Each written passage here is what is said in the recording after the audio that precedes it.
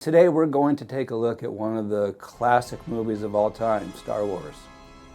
And we're going to take a look inside the heart and mind of one of our favorite villains, Darth Vader, and see what we can learn about leadership. Don't be too proud of this technological terror you've constructed. The ability to destroy a planet is insignificant next to the power of the Force.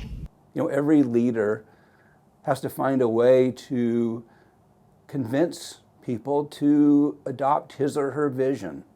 And the question is, as a leader, how do you get people to buy into your strategy? How do you get them to buy into your vision?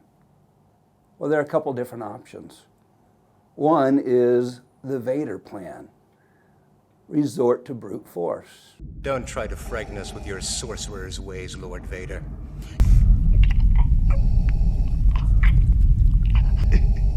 I find your lack of faith disturbing. You make life really difficult, really uncomfortable for everybody who doesn't go along, and you persist until they give in. Release him. As you wish. There's another way, and that is the persuasion route. And that is where you honor people's autonomy, their will, and you try to persuade them to go along with your ideas, but all the while understanding that they always have the option to say no. And then I would say there's a third way. It's one of the ways that is modeled by Jesus. And it's the route of invitation. If you have a vision for a better world, how do you get people on board? Jesus didn't use force.